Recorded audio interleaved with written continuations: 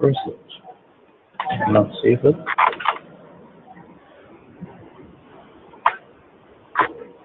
Okay.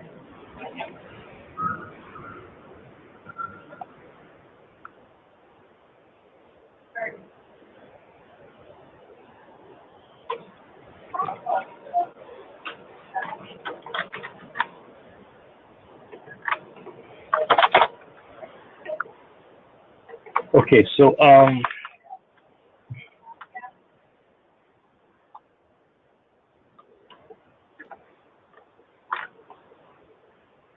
you see how this drawer is all the way at the top here?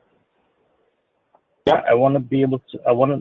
I couldn't find where to change those settings or specify the gap clearances. I'm not sure. Maybe I'm looking in the wrong place. And if I want to override the gaps of the drawer front, or specify specific heights for different drawer fronts, where do I go and change that? Just basically like.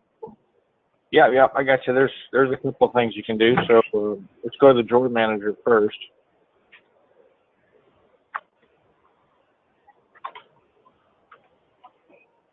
Go into what, article designer? Nope, drawer manager. Main data, drawer manager. Where is it? Main data at the top. Okay. Drawer manager. Okay. Yeah, what drawer are we looking at here? What drawer are we looking at here? There's find it in your list there. It's any drawer, just draw one. Okay, what's that, Larry? So let's find that drawer principal in your list here. I think it's the FD standard. Okay. I believe it's the FD standard. Yeah. EBD, blue undermount. Okay. So first of all, you can go to box. The box. Well, yeah. Let me see what you got for box. You have specific heights, right? Right. Which we all right. have to fully update. Okay. Okay. So let's go to construction. Okay. Distance to top shelf. See that third one there? Distance to top shelf. Okay. There we go. If you click in there, you see the blue arrow lights up to the right. So that's what we're talking about. Right. So what kind of a gap do you want? Let's do 3/4 for now.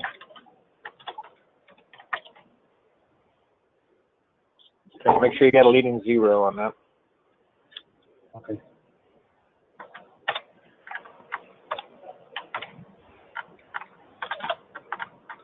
All right, hit the save button in the upper left.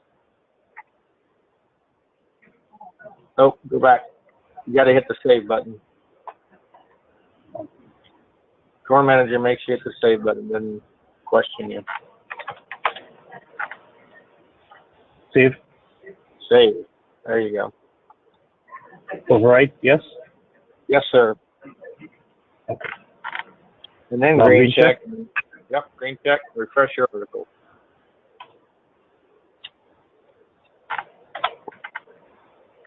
Okay.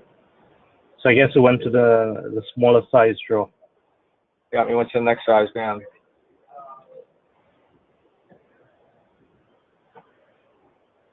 Okay. Okay. All right. What about the drawer gaps? Like say for instance, I need to have a bigger drawer front gap. Okay, so those work off of design. Yep, let's go to design parameters. Modify article.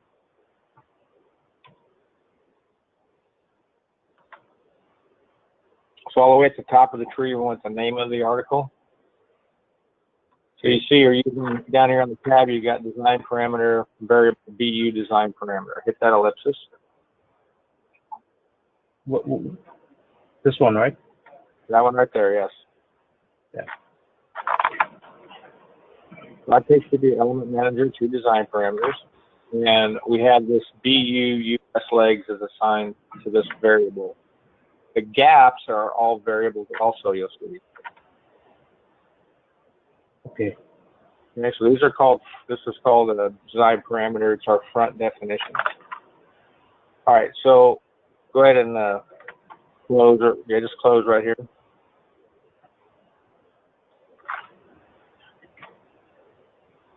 So if you want to change, or you want to change it like to the whole order on an individual article, or both, what?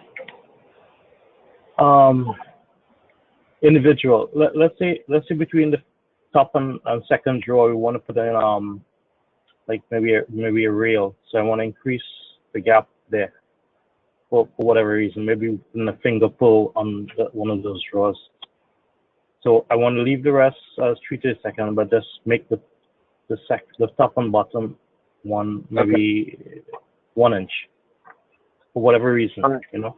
Yeah, I got you. No problem. So for the whole order, you can change your gaps in between for all of them.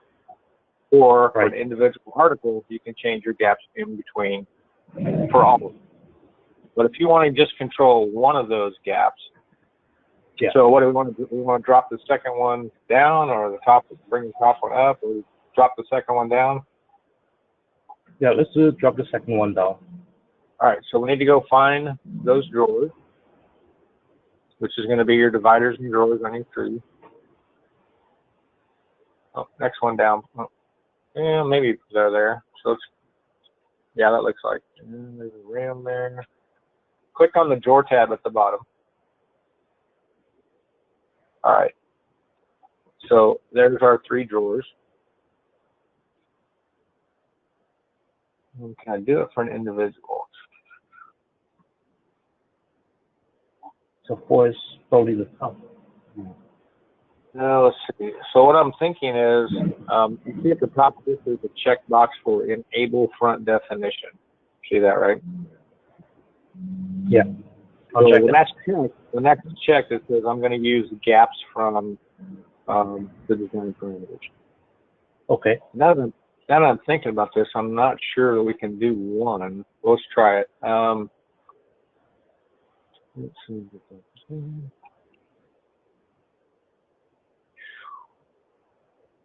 We would have to have these in there individually.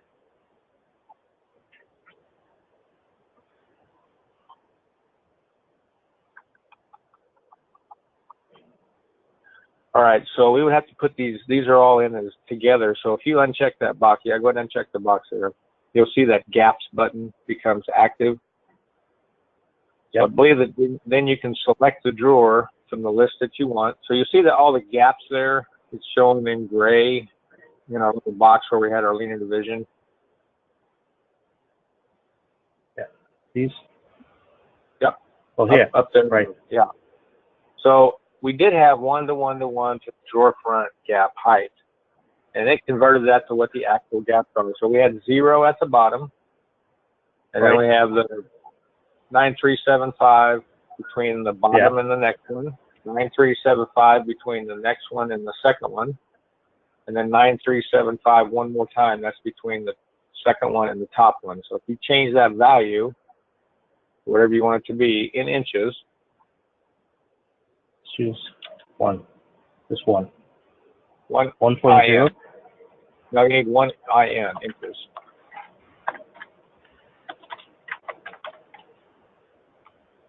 Okay. Right, save it. Yep. Go ahead and green check it. You don't have to save it. It'll be saved on this order.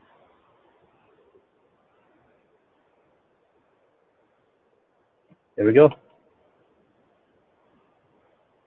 So that's just if you want to change one particular gap, just like you said. Left the others alone, change that one. But that checkbox for enable front definitions is what makes it use the gap variables from design parameters. Okay. Same thing if you look forward. there's a checkbox for enable front definition on every door. So if that's checked, that's going to use design parameter gaps. If it's not checked, then there'll be an extra couple of fields that come up and let you put your own gaps, top, bottom, and in between. Okay. That's it. That answers my questions. Okay, well, let's say that we wanted to, this second drawer, so we've changed this gap or whatever, we're going to have a rail or something in there. And we want to lower this drawer box down. Make a shorter drawer box. So modify, this one? The second one? Yep, that was just the second one. Okay, modify article.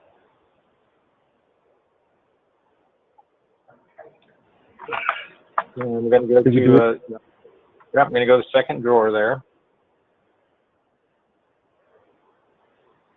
Oh, I'm not going to change that. So it gives us a height. This is the height of the drawer front.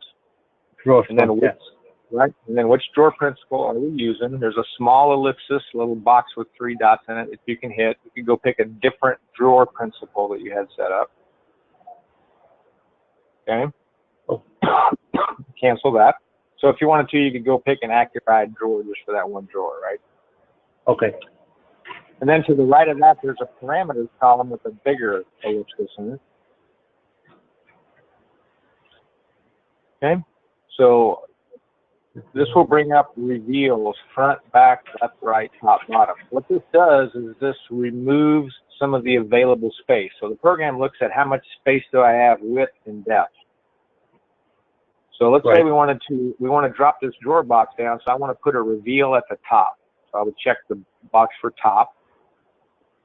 And then I can give a value here to reduce the amount of available space. So it forces the drawer box to go down. So like, what's the next size drawer box?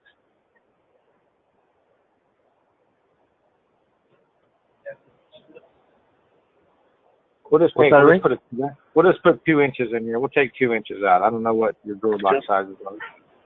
Yeah, you could take IM?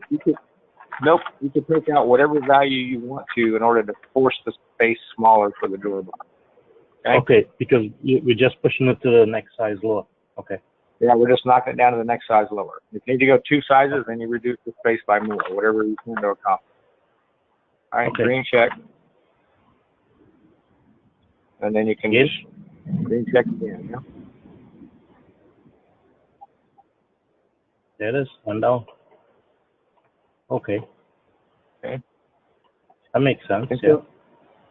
So you can do the same thing if you wanted to shorten up the drawer box. You could put a reveal at the back by 2 inches to go to the next size down. Or, of course, you can do a connect and scan and just pick a different one. Cool. That makes sense, yeah.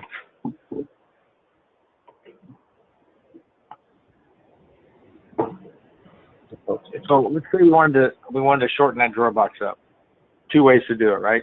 Do a connection scan, or we can just add a reveal. And if you're already adding reveals and changing the gaps, it's probably easier just to do it right there all at once, right? Yeah, yeah. All right, make it so. Shorten that thing up. Let's shorten it up 4 inches. So it goes down 2 sizes. That's the...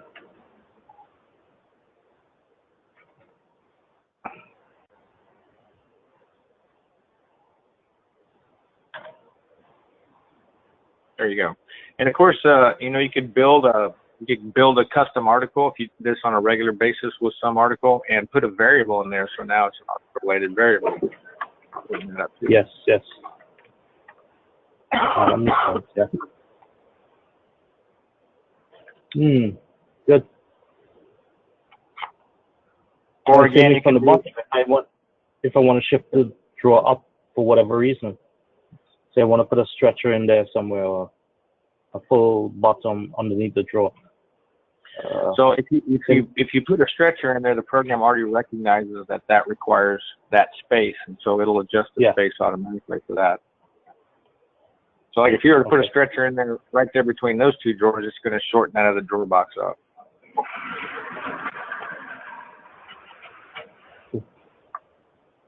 Okay, how do we do that? Modify article.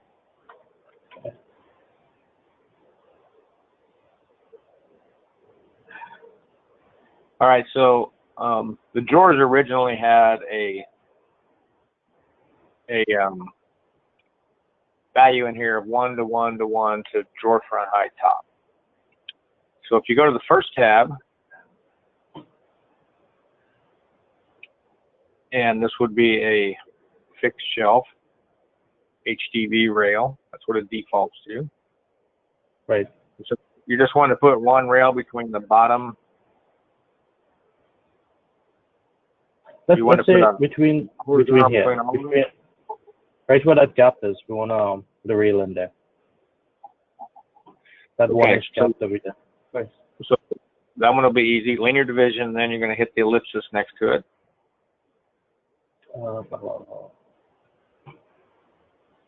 Okay, And I hope your eyes aren't falling. Okay. There you go. First linear. So hit the ellipsis Okay. there. Ellipsis, yeah. All right, in the description, under description, there's a blank box. Click in there. We're going to go 1, 1, and you're going to right click and select variable. Variable what? Number? Yes, sir. Okay. So that's going to be in product article setup. 05 product article setup. Second one down. Okay, drawer configuration and drawer heights. We want drawer front height top. Okay, check it. The value's already in inches, so we're not linear division, so we don't have to write inches into it. So just apply. All right, get rid of the 1 right in front of the dollar sign there. Get rid of that 1 right in front of the dollar sign. Okay, there. All right, just hit enter. Okay. Okay, so that shows you this is what you're going to get. Green, check it.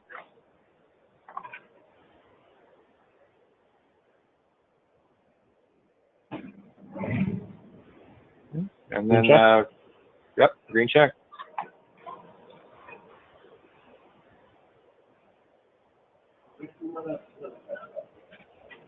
Very good. Disappeared.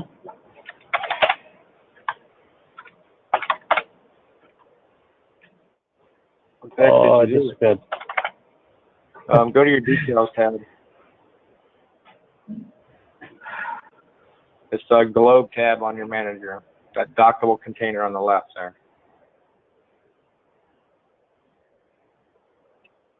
Down where your library is, Rudy. You see this dockable container on the left? Yeah. Details tab. Hit that first button. So the drawer is still there. Nope, go back.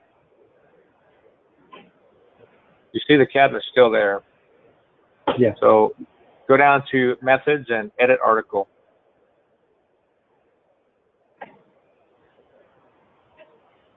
Double click. So what did we screw up here? Got a fixed shelf.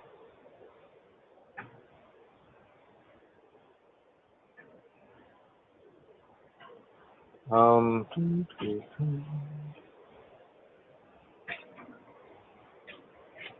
right, go ahead, green check it again. See if it draws up.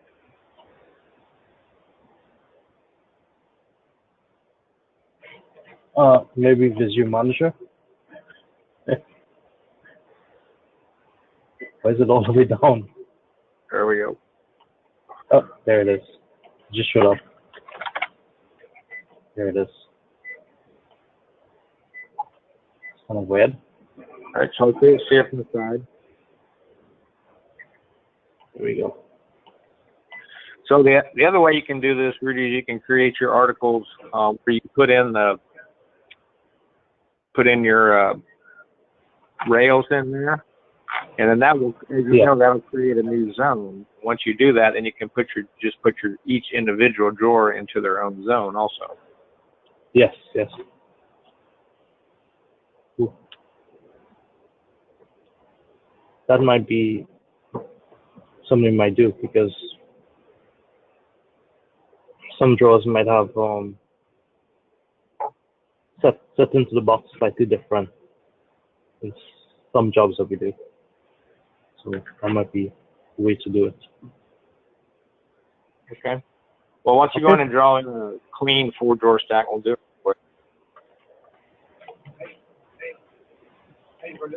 A clean 4-drawer? Yeah, let's do draw another 4-drawer.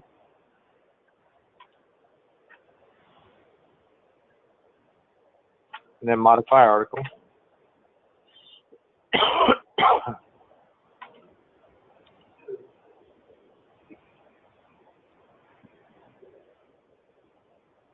All right. So that last divider and drawer, tree there. What's that? You broke up a little. You see the last divider and drawer in your tree, where your drawers are. Yeah, this section up on the tree, on the tree view.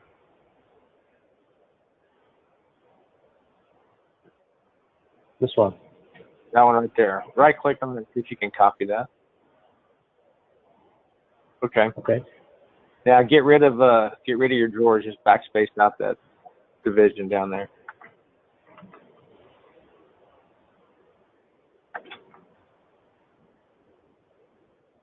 Yep. Hit enter. This one.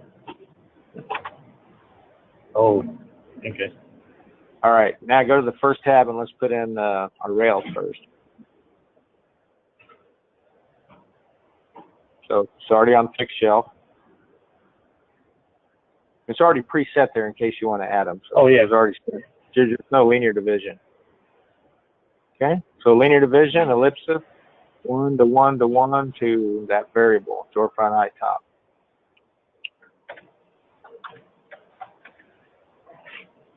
Or if you want them all equal, 1 to 1 to 1 to 1, whatever you want.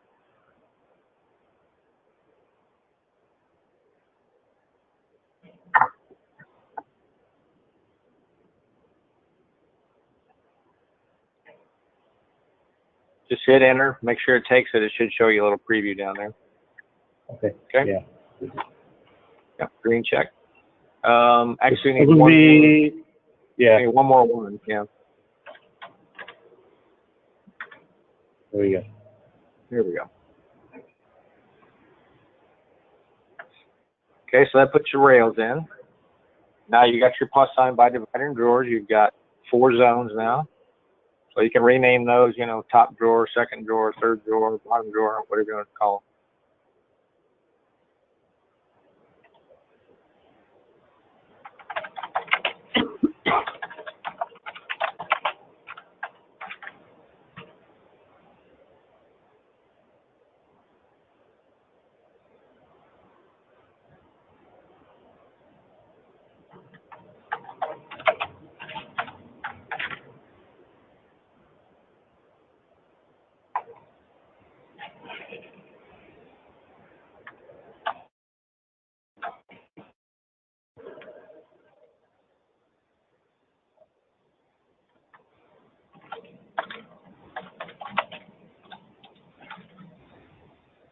Okay.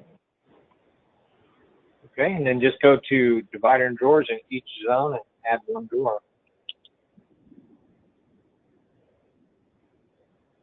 Divider drawers. There you go. You just put a 1 in the box and hit enter, and you'll get 1 drawer in that space.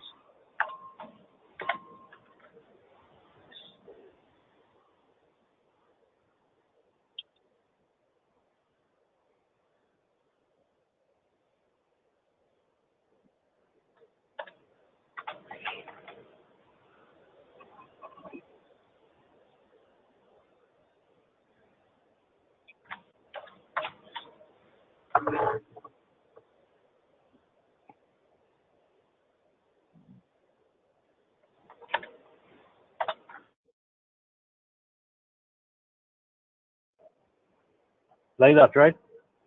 That's it. Yep, that's it.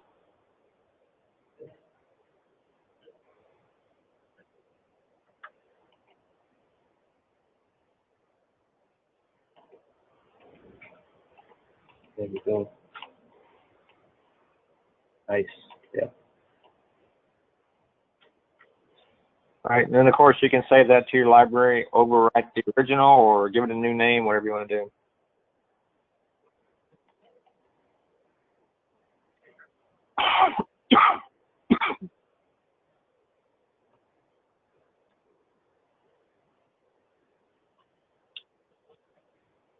Do I see? No.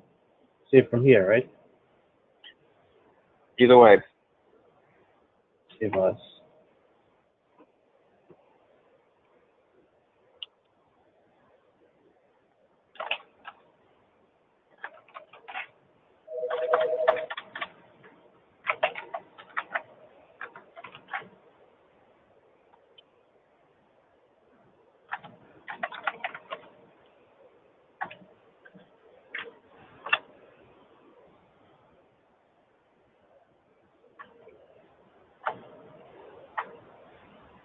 Okay.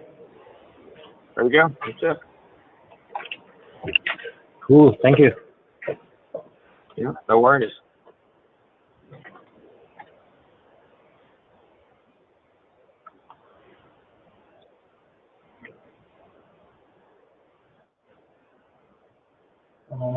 Did I hit?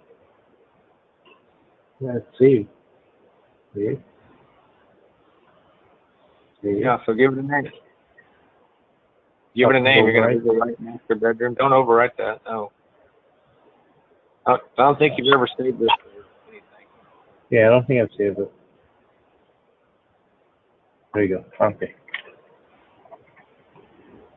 All right. Who's next? What else we got? What else you got? Well, we want to go through the steps of creating a drawing of the section. You want to do it? Yeah. Ray wants to drive a little bit. We want to go through just a kind of refresh on going through the sequence of doing a job, like doing some cabinets and producing the drawings out of it. Okay. Just No worries. go back through the sequence to get it down. Okay. So, Ray, I sent you a download request so you could be presenter.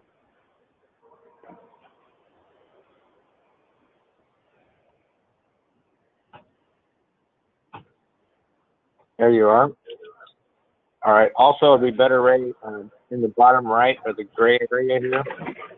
You see the two little squiggly cross arrows? Yeah. Switch to desktop version.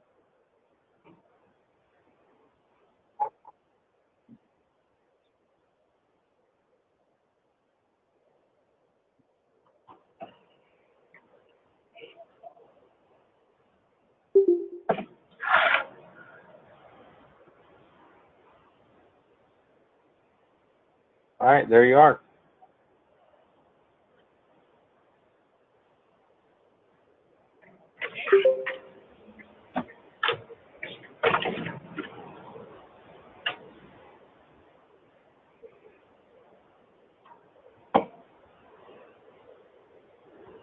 So do you have a project you want to do this on, or you just want to do it on this cabinet, or what? Just want to create a new project, like a small project with the three all and a plan section and a vertical section. Just out of this one cabinet, though? I mean, we could start with this cabinet and leave it in and add. Okay. So let's switch to an isometric view.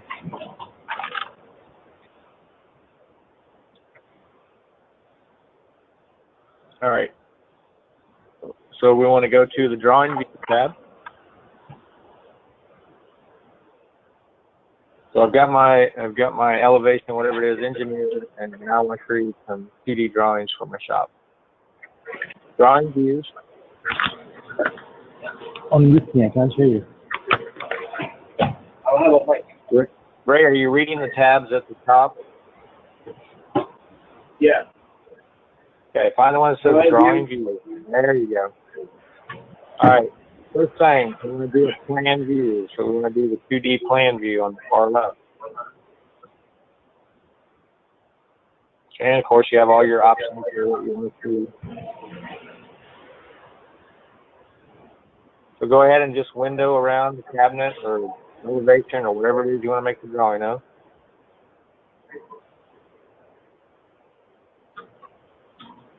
Get in.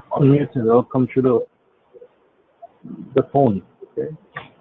So now you can place it wherever you want, and there's a little tag on the end of your mouse that you could place also. Or if you hit escape, that goes away.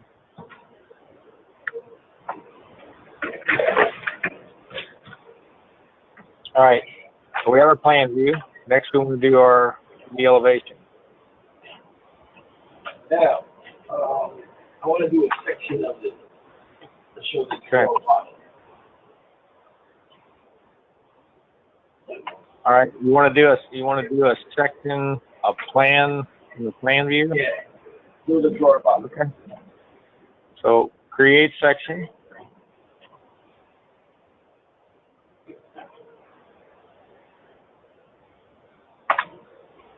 Okay, again, to get your options, select your plan view. No, not the 3D, the 2D. Okay, enter. Now you're going to pick 2 points where you want to cut across at. Where do you want to cut it? Yeah. Where do you want to make the section? I want to cut down so that sides of the door bottom. Okay, so pick about in the middle of the cabinet above it. Pick a point above the plan view. Go up. Yeah, over to the right so you're cutting through it. Move your mouse to the right. No.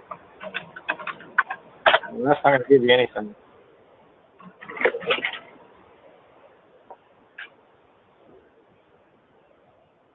Is that what you mean? Okay, no. That's not what I want. That's not the way you want to cut it, is it? No. Okay, so which way do you want to cut it? Okay, so that's where you want to pick your points, up and down. Through the cabinet where you want to cut it. Okay. Okay, now you can pick on one side of the line or the other. If you want to cut and look to the right, then you pick on the left of the line. If you want to cut, look back to the left, pick on the right side of the line. Oh, here. Basically, pick to the side. Yeah, Larry. They want to have plan view, but cut through the drawer, not in the middle of the cabinet.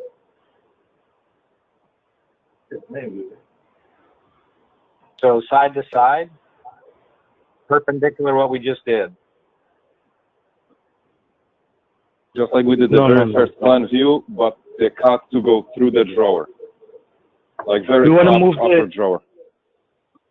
Want to move the plan cut so it passes through one of the drawer, so you can see the drawer parts, basically. Like this is showing straight up above the cabinet. This is a vertical section. This is a vertical section. Okay, you're not going to be able to get a horizontal section from a plan view. You got to draw the elevation. Okay. That's what I want. That's what you want. Okay, that's what he wants. That's what we were going to do until you said you want to cut a section. Just trying to help here. All right. Over to a 2D plan view. Over to a 2D plan view. Drop that box down. There's a whole list of commands in there. Great. Over where the 2D plan view is on your menu. Drop the box down. There you go. 2D elevation view. Options again. Pick the plan view is a block. Go pick it. Now, set that out in front of it so you can show which direction you're looking at it. There you go. And of course, you can drag your mouse to change it what you want.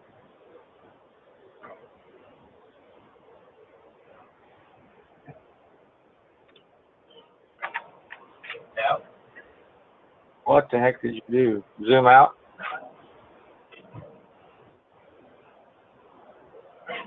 No, I don't know what you did. Pick a point. Yeah. Try it again. Pick the plan view. Set the marker. Drag it to the direction. Okay, pick a point. Okay. Just pick a point out in space somewhere. Oh, he already did that. It's not getting it.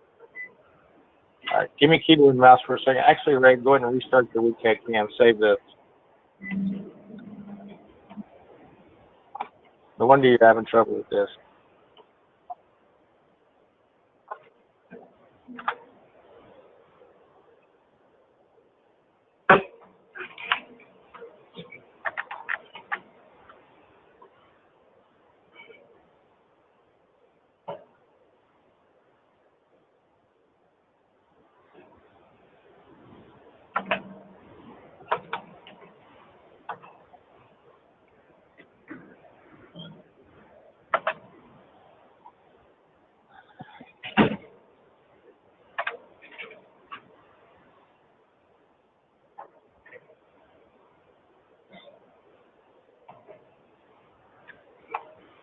We open that?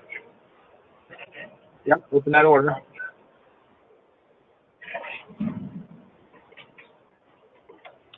All right, let's try the 2D plan view again.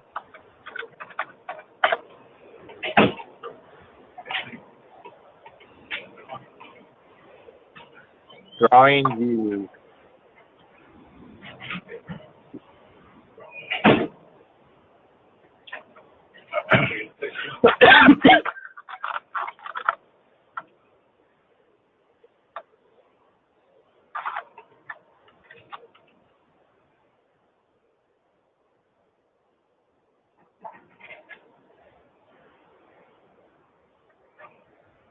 You can set that text wherever you want. If you don't want the text, hit escape, it'll go away. All right, 2D elevation now.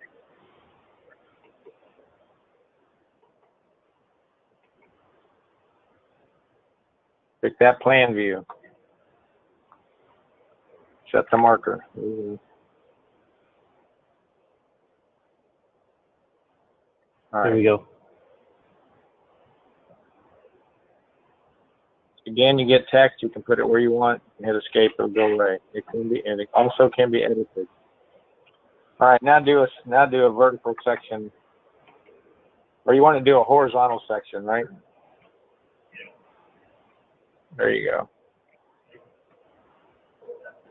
And then pick above the line because you want to look down.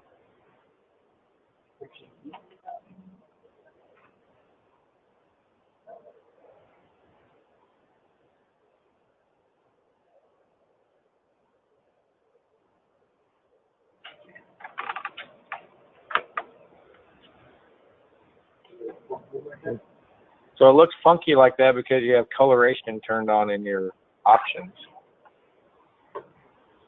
So let's try to refresh. Over where it says 2D elevation, drop the box down, refresh view. All right, pick your plan view there.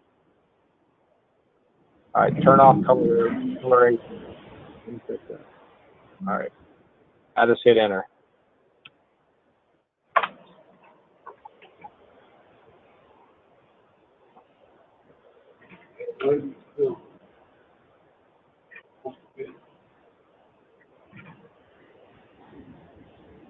These are hatches. Coloration. They are. It's an option.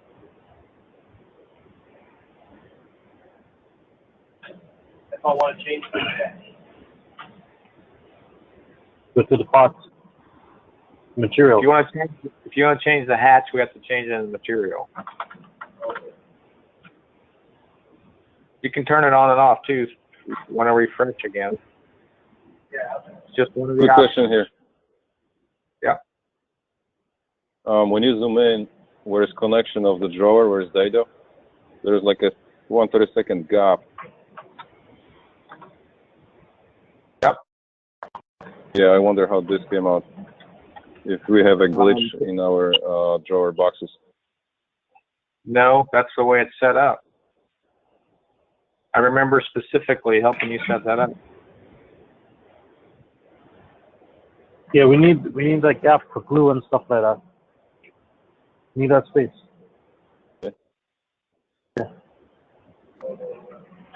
You want to build one flush? I'll give you a hammer.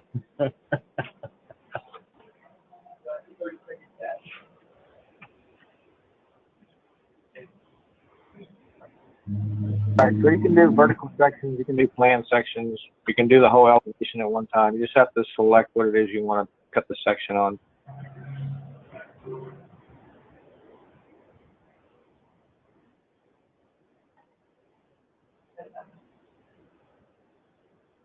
All right. What else you want to do with it?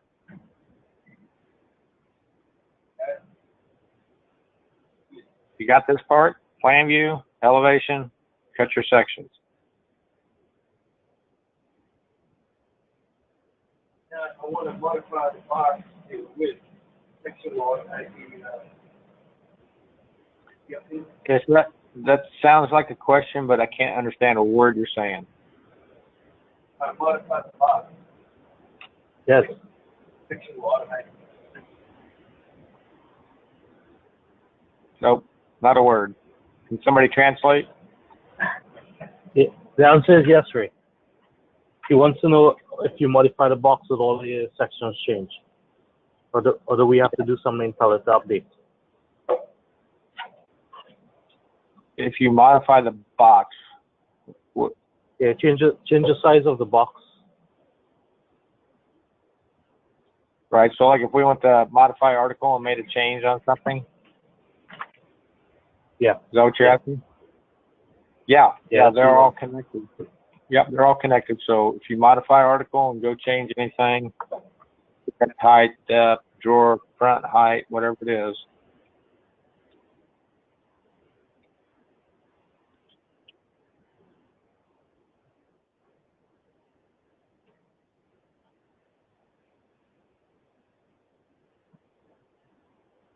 So it tells you, hey, we've got these associated. Do you want to adjust them also? Give it a second.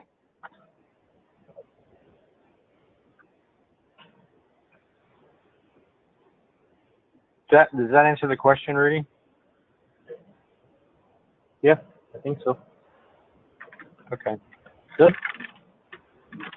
I mean, if you were to like make a change in AutoCAD or something like that, whatever, or maybe you cut a hole in it or modified a part or something like that, then it would not automatically update, but then you use that refresh view and refresh it.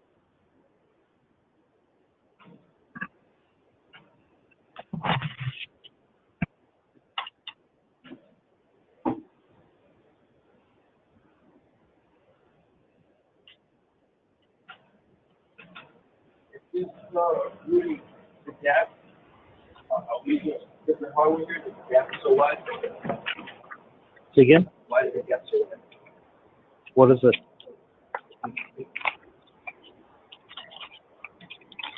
There are gaps on the side. Hold on.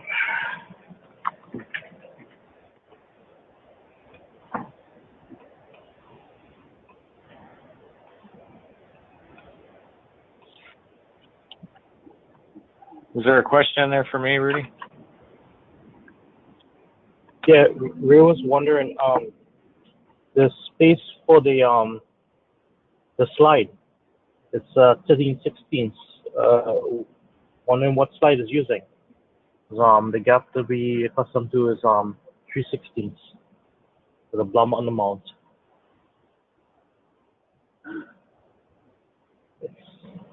Okay. Oh, So it's probably you need to switch to FE standard, and that's when we get set up.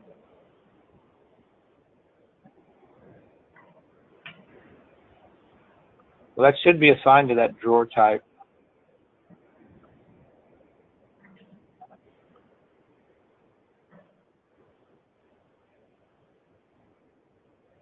It's going to be at the top of the list each time because you just used it.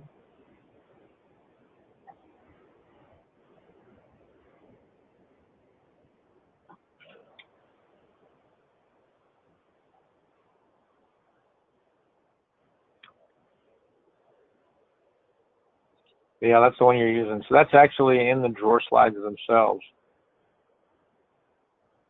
If you give me a keyboard and mouse, I can navigate there real quick for you.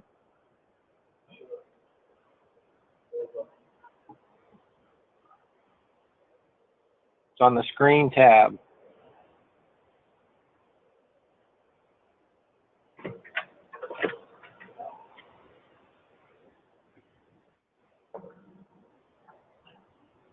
There you go.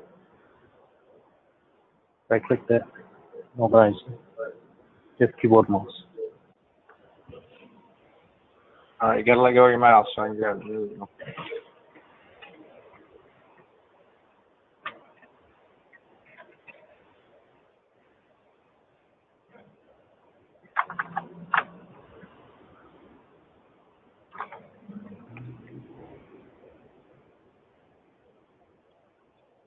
So that's the connection situation. We can find out what we're using. We're doing underfloor guide, Bloom tandem attribute.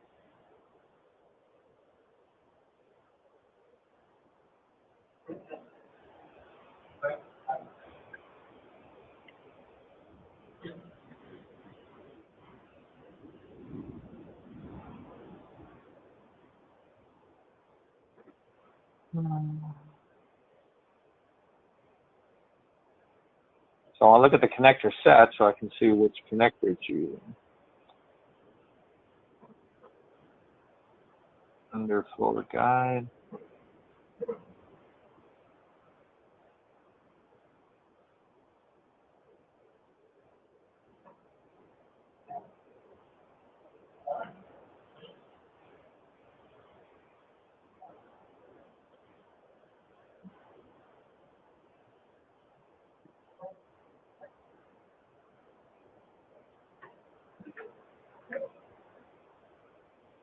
So this looks like yours right here. 12, 15, 18, 21, 9. So that value is right here. Distance, slide, box, and X. What do you want it to be? 316. I guess so. 1.1875.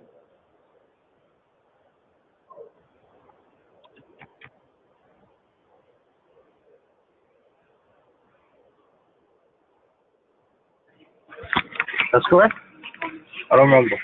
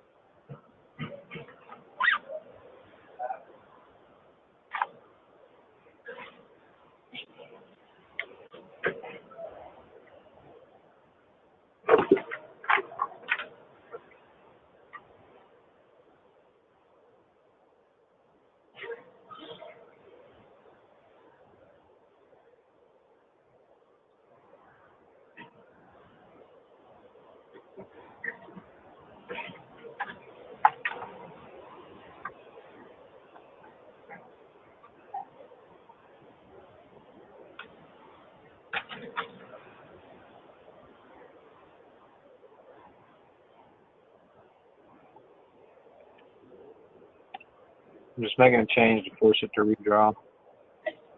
Okay.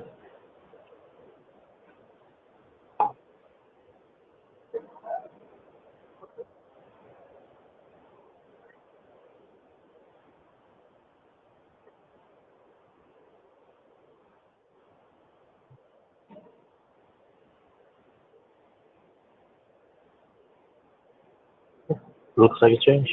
Yep. And really, if you find it's a different value, that's where you would change it. You have to go to the connector, and there's a value there for the distance to the box and the side and the X. Yep. Okay. If you forget, you got to run the recording, right? Yeah, I'm recording.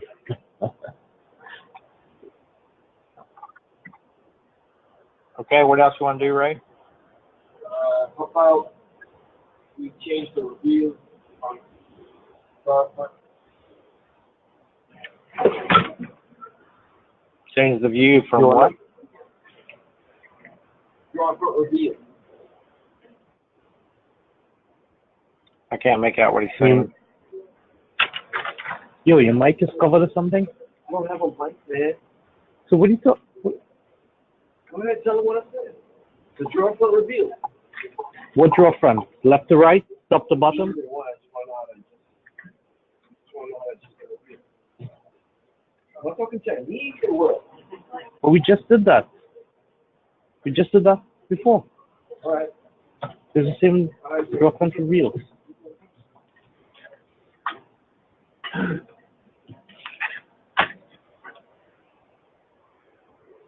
What else?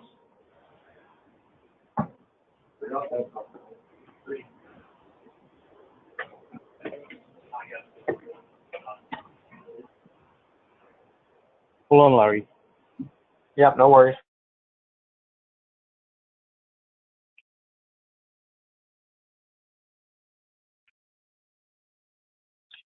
So Ray, refresh that and you can get rid of that colorization.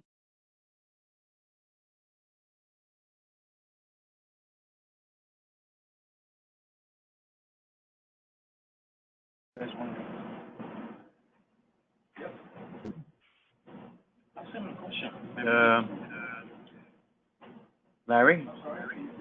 Yep, I'm here. Steve, I'd like to have start with start like a drawing from start to finish, like draw a wall, put cabinets on a wall. Okay, do you want to drive? No, we're gonna let Ray continue.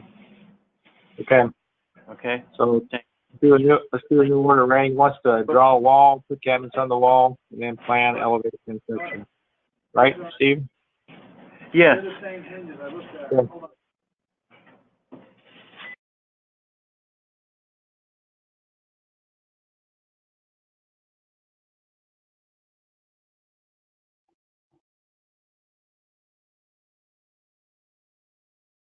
Okay, put some cabinets on the wall.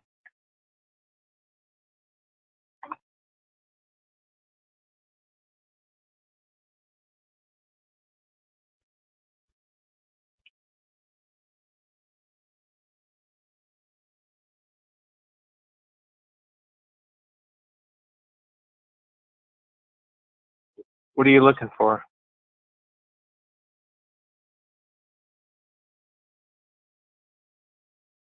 Why don't you switch to an isometric view there, make it a little easier to see.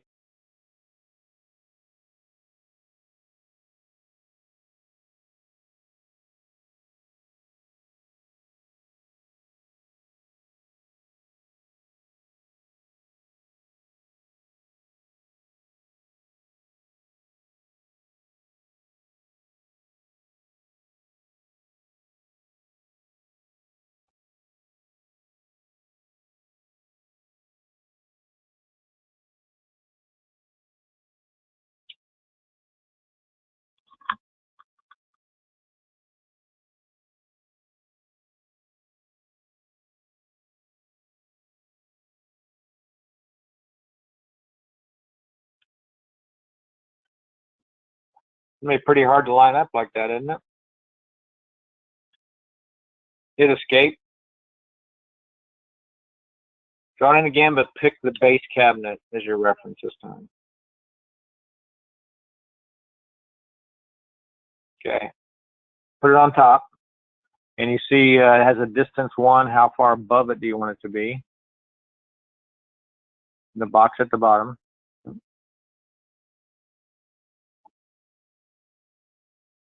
Hit enter. Okay.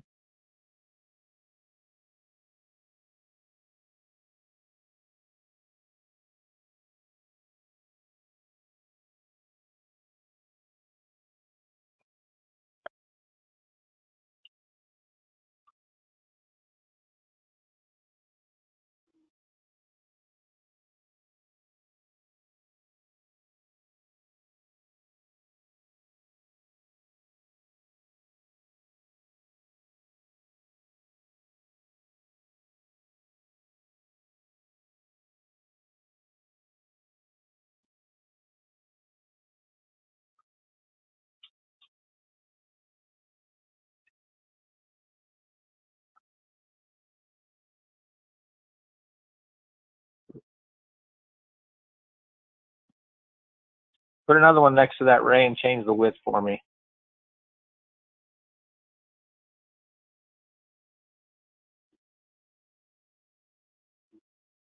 No, don't check it yet.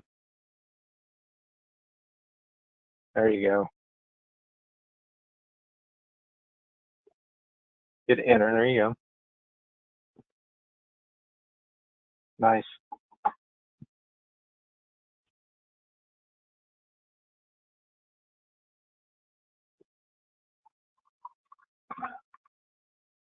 So Steve, are you okay placing the cabinets on the wall?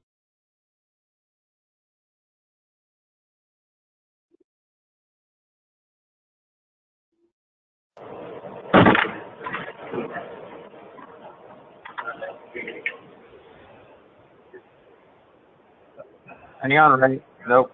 Put it back to the left. Is this a tall cabinet? Put it back to the left. I hit the second tab.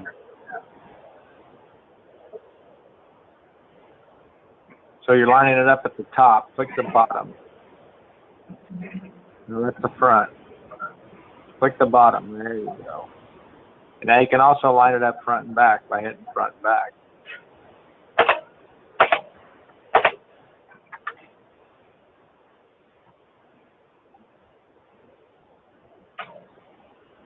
See, I want to raise this. Okay. So turn on your article mode. Oh, that's at the bottom with all the buttons. Click on the right. Yep. Now just use an AutoCAD move command and move it from the back point of that to the back point of the other one.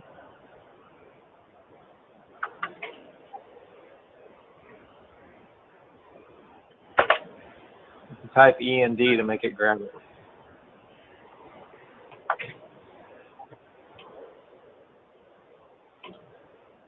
There you go. You can only do that with the article mode on, though. And don't leave it. I wouldn't leave it on all the time. Just turn it on when you need it. Now, say I want an elevation of all these cabinets. You want to do a what? Elevation. Okay, we'll need to do a plan view first, then an elevation, then our sections. So drawing views. We're going to do a plan view first. Just window everything over there, wall and everything. Enter. Place your plan view wherever you want it. You can get your text attached to it.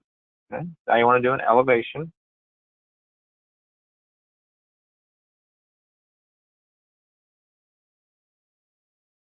Select the plan view, not the 3D.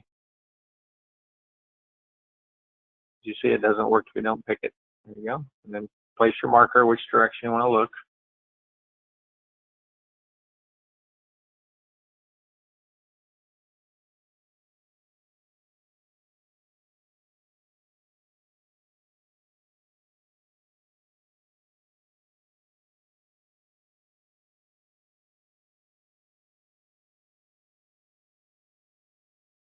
And what do you want to do now?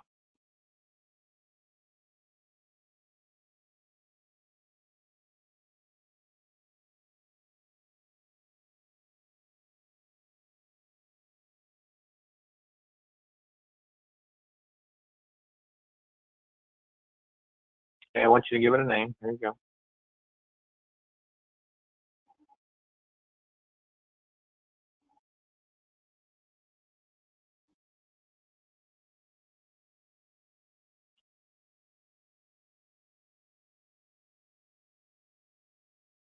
Oh, hang on a second. Escape for me.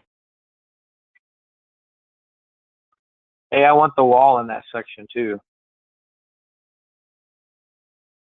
So we're going to, yep, refresh view.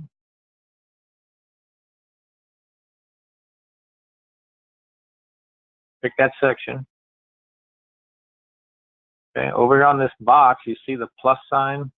Hit the plus sign there. Yep. Now pick the wall. Enter.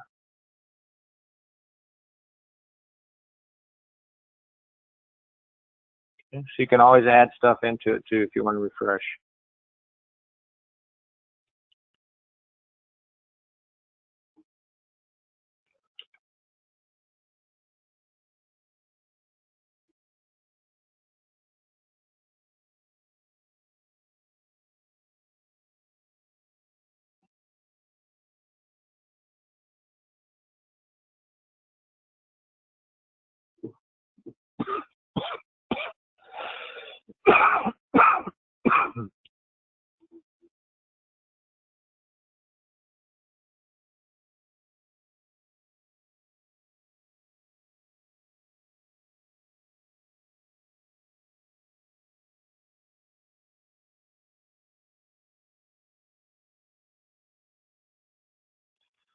Hey, so what if I want to add that upper cabinet to that third section? I want to be able to see the end of it over there.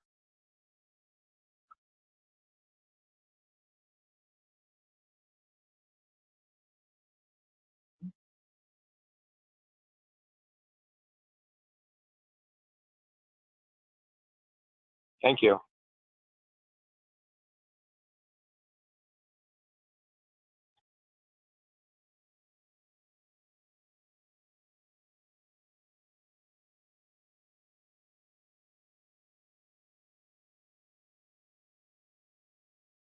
Now, none of those cabinets have base. Is there a way to add base to all of them at the same time?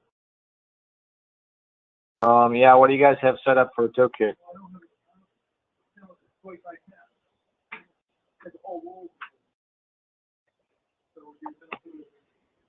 Let me grab your mouse. Go your mouse, Ray. Let go of your mouse, Ray. Thank you.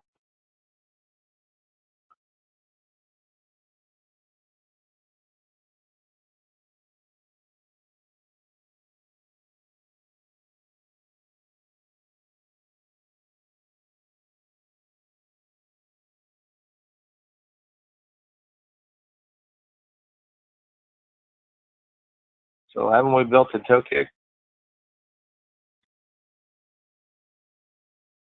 So Robert, you guys do ladder style toe kicks, right? Yeah, we don't have anything set up as a separate toe kick yet. Okay. So what do you build usually? Like we discussed yesterday, usually the cabinets have individual bases, and then it's covered with, like in this case, we have several cabinets. Every box has separate base, or they are joining together, and then there is 3/4 solid wood slap on the face. Okay. Well, you'll have to decide what you want to build. And we got some samples that you can use.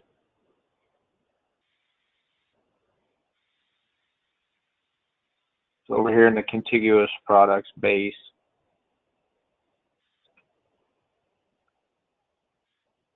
So there's several different ones in here that you can use. Let's do this base frame.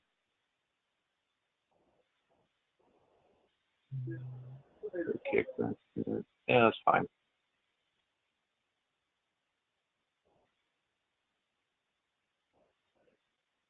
So these are contiguous, which means you can pick them across a range of cabinets. First and last, skip some if you want to. Okay, and it's telling us that one of the parts is too long to cut, so we don't have material for it. Mm-hmm.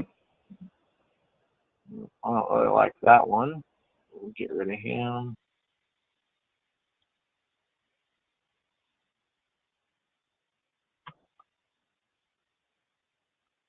I'm sorry, Larry. Can you go back because I missed it? How you started? Okay. So we have contiguous. There are 5 on this one tab, which is your basically where your library is at. It's your insert tab. There are 5 sub tabs. So the first one is where you keep all your normal cabinets. Then we have contiguous products. We have base or toe kick, work surface, crown molding, and the light valence, right? Yes. So I went to the base. Let's see what this one is. Let's see what this one is.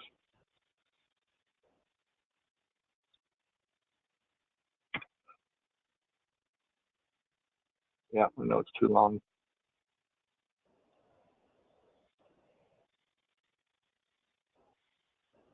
So there's a ladder style base, too long to cut the fronts.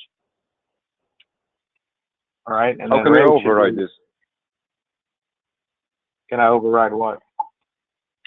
Because it says that it's too long, right? But for the face itself, it doesn't really matter because we can get, let's say, 10 feet long piece of wood, a board. So base doesn't really matter when it's really joined behind because you don't see it. Obviously, you want to have joints along with the cabinet of boxes.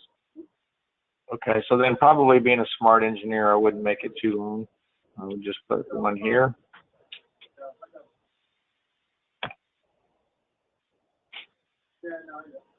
And do another one over the other 2. You're going to send a piece of wood to cover it anyway, right? That's correct. So this week we kind of like treat as a sub base. Yeah, it really is. I have everybody there next week.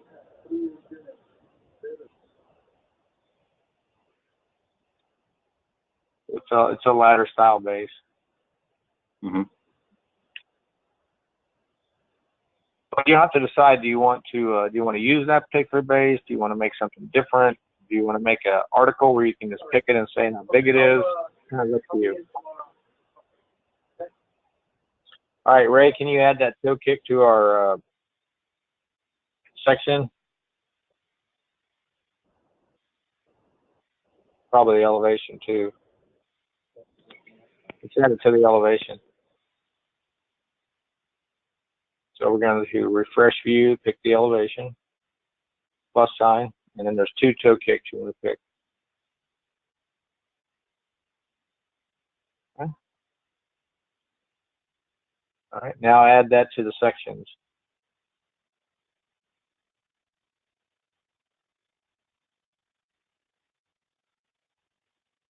Nope, you want to pick on the, I think you can pick that, but normally I would pick the 2D, where your sections cut.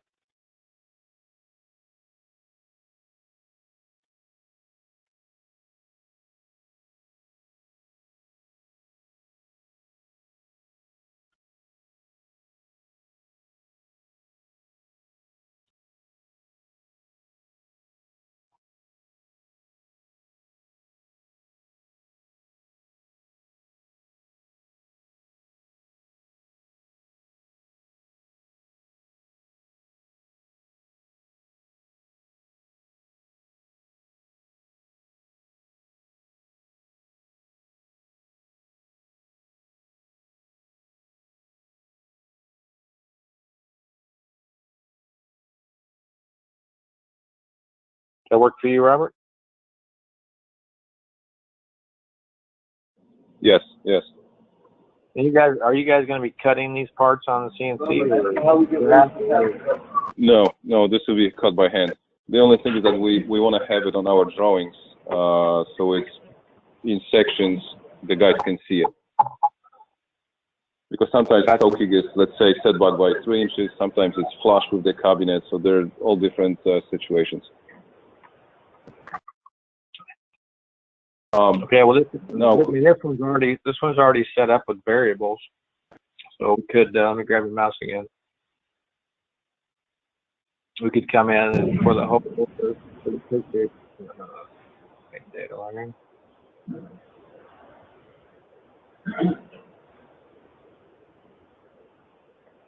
Can you drag that over for me, Ray?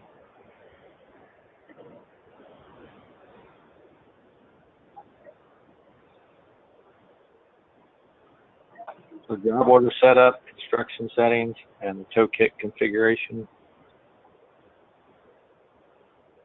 So here's the back set. This would be at the front. You could change that to whatever you needed it to be. You're bringing in from the left and right if you want to. You could even say I want to insert it from the rear, whatever distance you want.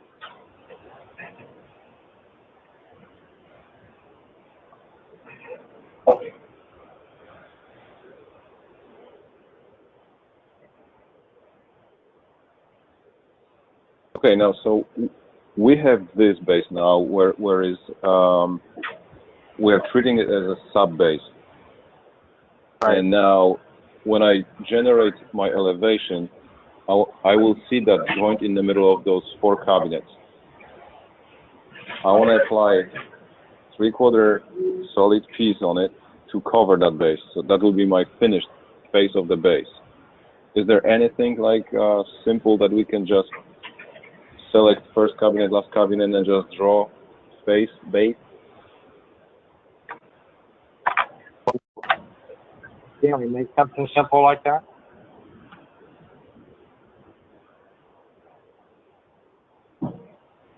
I mean, what is it really? It's just a part, right? One part?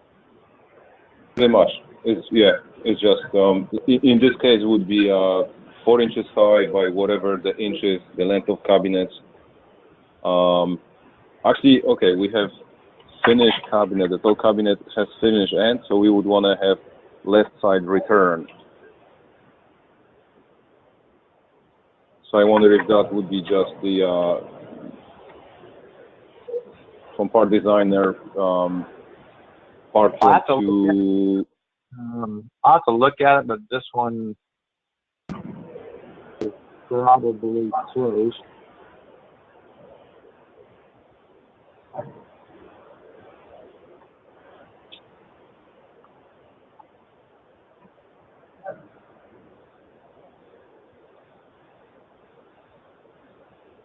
I think when it comes to the base, just use our brush because I gotta be programming the base.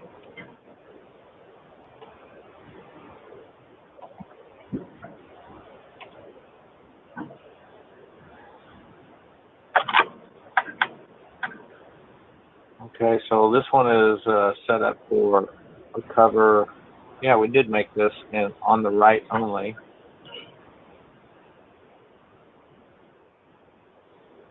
Of course, you can make one cover front left, cover front left and right, cover all the way around, whatever you want to do. So let's say we wanted to make here to make this is going to cover the front and the right hand side.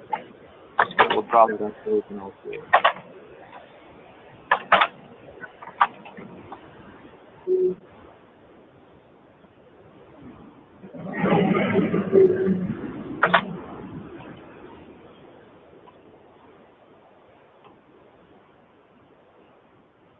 We'll see with that.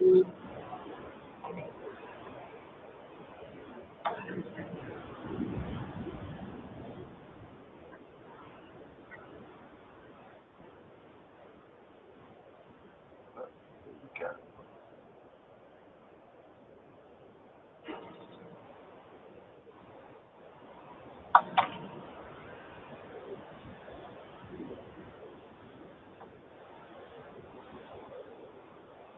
So it looks like it needs to be moved just a little bit.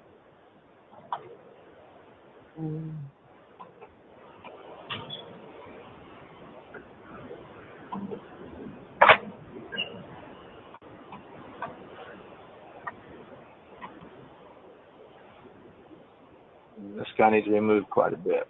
All right.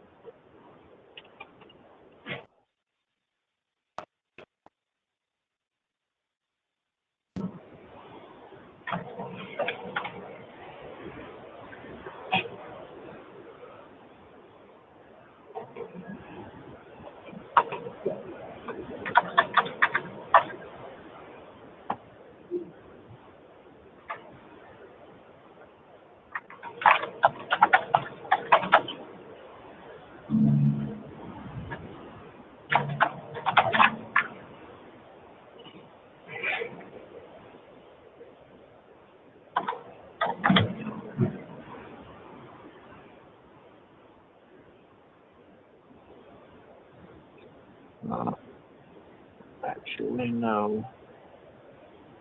I don't think this is right.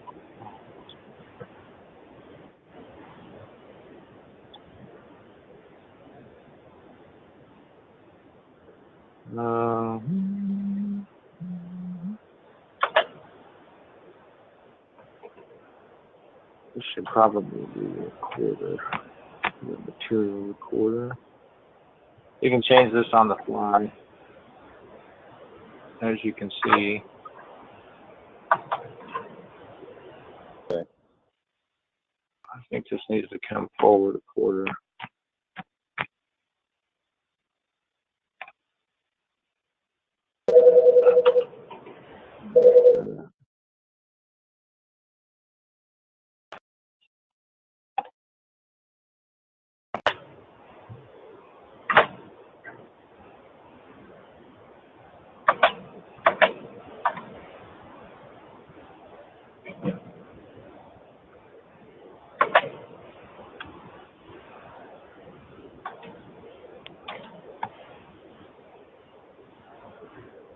There's our cover.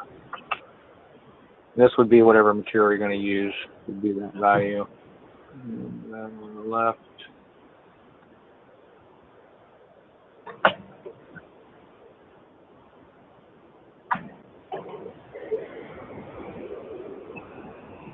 right, so then we just had that as part of our elevation, right? Say it again, Larry? So that would just be part of our elevation. Right. So it should cover all the joints. So.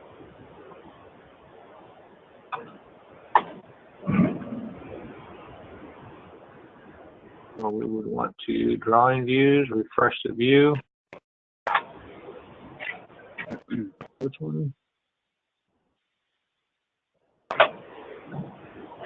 First of all, we want to remove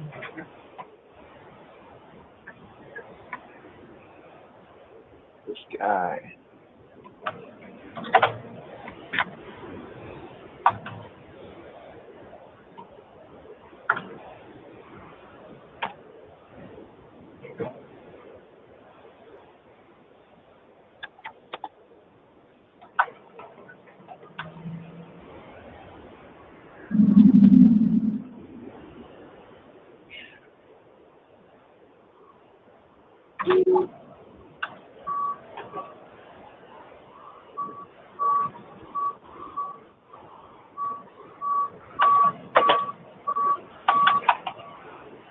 I don't know if I can get it with just gargantuan pick box here.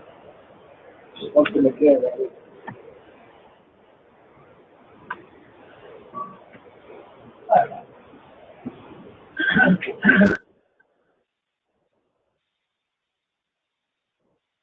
Does that work for you, Robert? Yeah, that's it. That's what I want. Excellent. So now the question is this. Bases below the floor line. I know that we can easily grab all the boxes, lifted up by certain amounts of inches. But when we are placing first cabinet, Then we have to set up the topic height, I believe. And then all cabinets that are being inserted after this first cabinet are going to be already having that setup height. Correct? Agreed. That's correct. So you'd want to use a grid in that case, right? Yes. Once you show us that, Ray, draw me another wall. Let's add a grid to it. Once you start a new order, save this and start a new order. Yeah, I got this.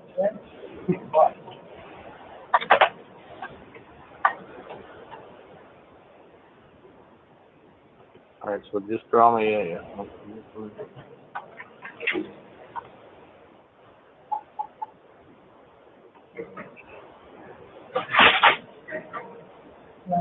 I got two.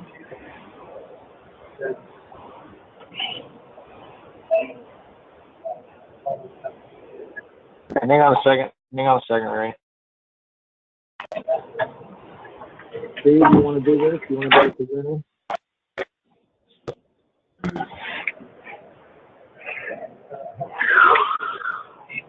Unmute your phone there, Steve. You want me to make you the presenter and let you do this?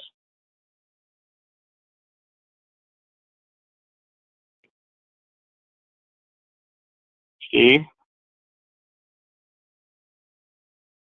Did he not hear him again?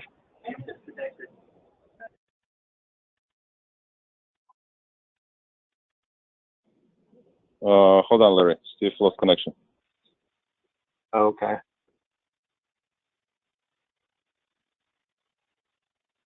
You guys want to take a quick restroom break while he reconnects?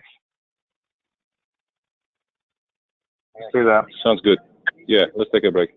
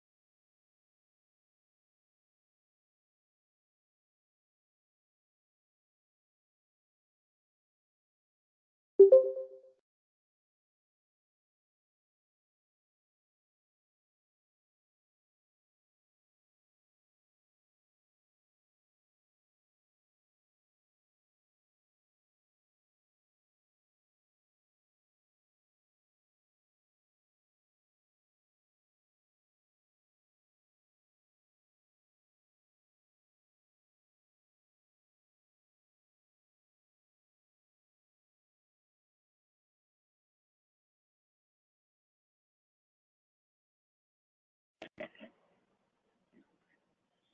question. If I want to have this on speaker, just press speaker and put a speaker and hang up.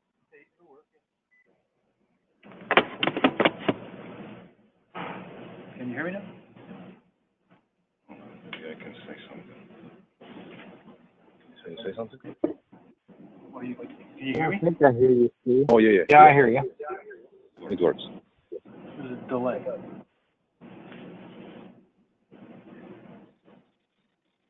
That's why he really should have a microphone.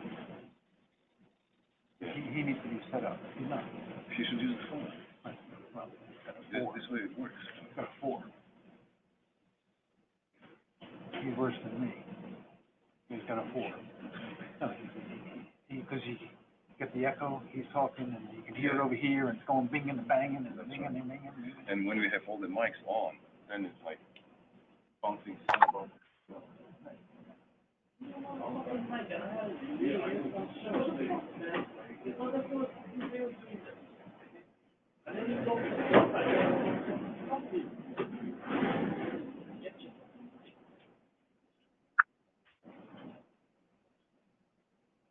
That's what I was trying to do.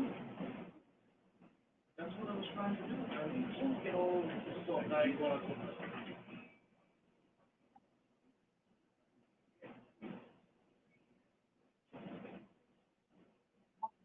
When I have this stuff, so listen to what he's saying. So it really to the guy, so the guy can tell him, I can't do what I do. I haven't done any fucking thing. Very good. I just made the guy doesn't see it. He did not against it.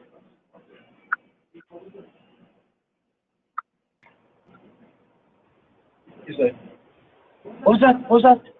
The fuck, man. This is fucking phone.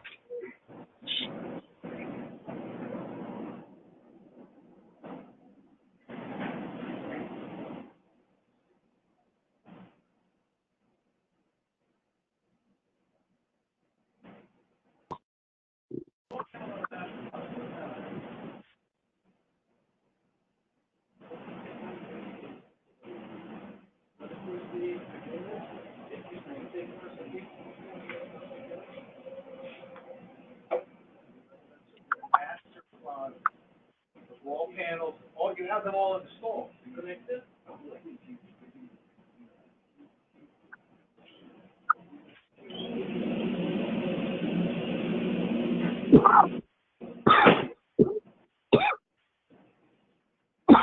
Excuse me. Hey, I'm here. Yeah, you should. We tested the sound. You were good. I'm good. Do I have to click on this? Show my screen? Yeah. Okay, Larry, I'm here. All right, I see you. Everybody else good to go? Guys, we're rolling. All right, so let's go ahead and draw a wall in, Steve. Okay. Boom.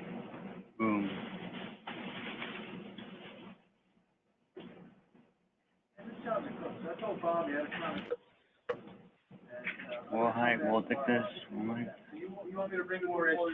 In the box on the left, you have several options. Right now, you're on free wall construction, which means I'm just going to pick points for my wall. You can also just do a single wall, which means you can give it a length and a height. L-shaped right, L-shaped left, U-shaped, or you can have a column line on each select one. Totally up to you how you make the wall. I just pick any size? Doesn't matter to me. Yeah.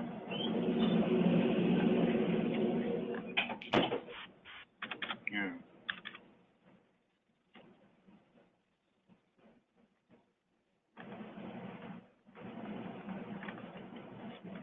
Okay? Okay. Now we need to be able to place things on the wall, and like Robert said, we want to place them up off the floor. So we're going to use the over where it says Joe Hyde Grid, drop that box down.